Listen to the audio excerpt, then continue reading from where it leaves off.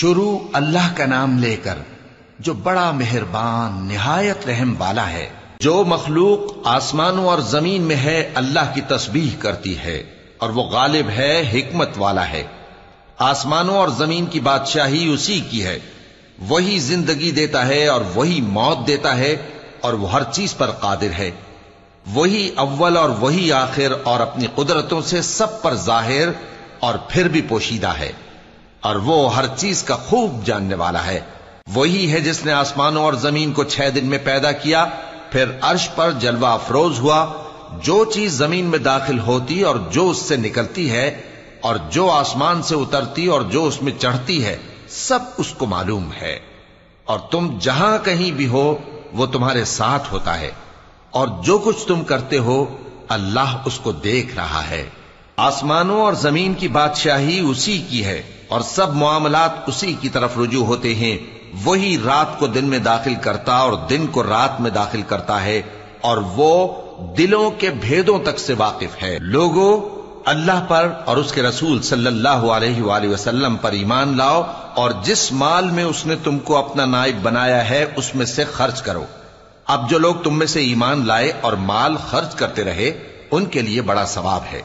اور تم کیسے لوگ ہو کہ اللہ پر ایمان نہیں لاتے، حالانکہ اس کے پیغمبر صلی اللہ علیہ وآلہ وسلم تمہیں بلا رہے ہیں کہ اپنے پروردگار پر ایمان لاؤ، اور اگر تم کو یقین ہو تو وہ تم سے اس کا عہد بھی لے چکا ہے۔ وہی تو ہے جو اپنے بندے پر واضح آیتیں نازل فرماتا ہے تاکہ تم کو اندھیروں سے نکال کر روشنی میں لائے۔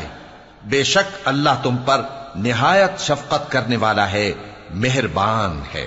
اور تم کو کیا ہوا ہے کہ اللہ کے رستے میں خرچ نہیں کرتے، حالانکہ آسمانوں اور زمین کی وراثت اللہ ہی کی ہے۔ جس شخص نے تم میں سے فتح مکہ سے پہلے خرچ کیا اور جنگ کی، وہ اور جس نے یہ کام بعد میں کیے وہ برابر نہیں۔ ان کا درجہ ان لوگوں سے کہیں بڑھ کر ہے جنہوں نے بعد میں مال خرچ کیے اور کفار سے جنگ کی، اور اللہ نے سب سے ہی ثواب نیک کا وعدہ کیا ہے، اور جو کام تم کرتے ہو اللہ ان سے واقف ہے۔ کون ہے جو اللہ کو نیک نیتی سے قرض دے تو وہ اس کو کئی گنا ادا کرے گا، اور اس کے لیے عزت کا صلہ یعنی جنت ہے۔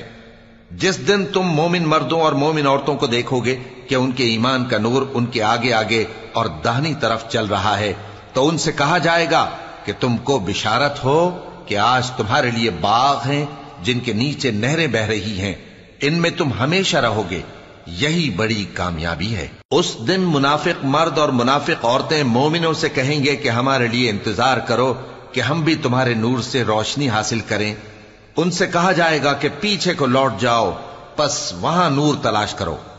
پھر ان کے بیچ میں ایک دیوار کھڑی کر دی جائے گی جس میں ایک دروازہ ہوگا، جو اس کی جانب اندرونی ہے اس میں تو رحمت ہے، اور جو بیرونی جانب ہے اس طرف عذاب ہے۔ تو منافق لوگ مومنوں سے کہیں گے کہ کیا ہم دنیا میں تمہارے ساتھ نہ تھے؟ وہ کہیں گے کیوں نہیں تھے، لیکن تم نے خود اپنے آپ کو بلا میں ڈالا اور ہمارے لیے گردش زمانہ کے منتظر رہے، اور اسلام میں شک کیا، اور فضول آرزوؤں نے تم کو دھوکے میں ڈالے رکھا، یہاں تک کہ اللہ کا حکم آ پہنچا، اور اللہ کے بارے میں تم کو وہ شیطان بڑا فریب دیتا رہا، تو آج تم سے کوئی معاوضہ نہیں لیا جائے گا اور نہ کافروں ہی سے قبول کیا جائے گا۔ تم سب کا ٹھکانہ دوزخ ہے کہ وہی تمہارے لائق ہے، اور وہ بری جگہ ہے۔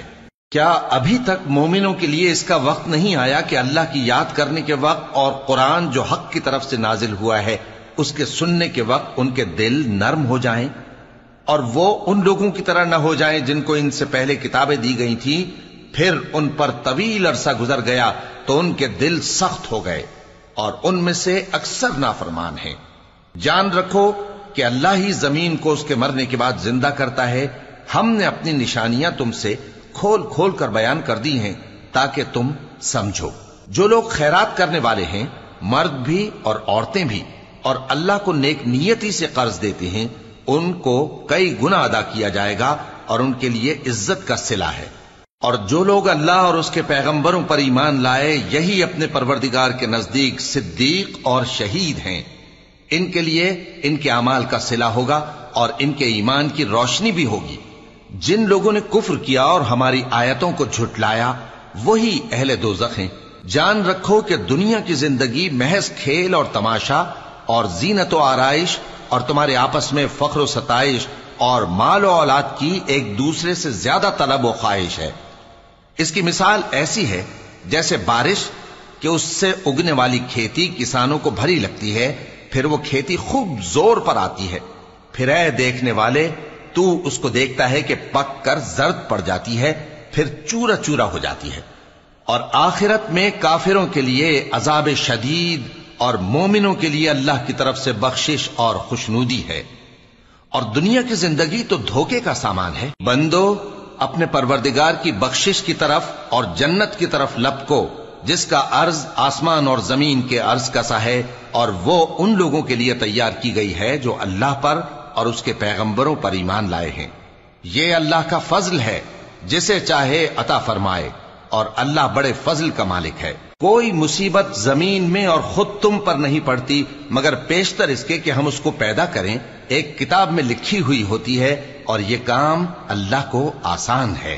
تاکہ جو فائدہ تمہیں حاصل نہ ہو سکا اس کا غم نہ کھایا کرو، اور جو تم کو اس نے دیا ہو اس پر اترایا نہ کرو۔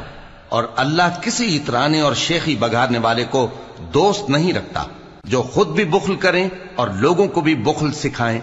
اور جو شخص روگردانی کرے تو اللہ بھی بے نیاز ہے، لائق حمد و ثنا ہے۔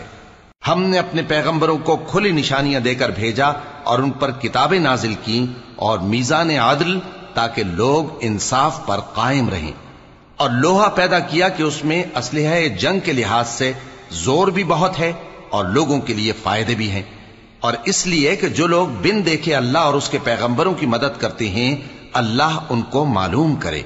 بے شک اللہ زور آور ہے، غالب ہے۔ اور ہم نے نوح اور ابراہیم کو پیغمبر بنا کر بھیجا اور ان کی اولاد میں پیغمبری اور کتاب کے سلسلے کو وقتاً فوقتاً جاری رکھا، سو بعض تو ان میں سے ہدایت پر ہیں اور اکثر ان میں سے نافرمان ہیں۔ پھر ان کے پیچھے انہی کے قدموں پر اور پیغمبر بھیجے، اور ان کے پیچھے مریم کے بیٹے عیسیٰ کو بھیجا، اور ان کو انجیل عنایت کی، اور جن لوگوں نے ان کی پیروی کی ان کے دلوں میں شفقت اور مہربانی ڈال دی۔ اور ترک دنیا والی نئی بات تو خود انہوں نے نکال لی، ہم نے ان کو اس کا حکم نہیں دیا تھا، مگر انہوں نے اپنے خیال میں اللہ کی خوشنودی حاصل کرنے کے لیے آپ ہی ایسا کر لیا تھا، پھر جیسا اس کو نبھانا چاہیے تھا نبھا بھی نہ سکے۔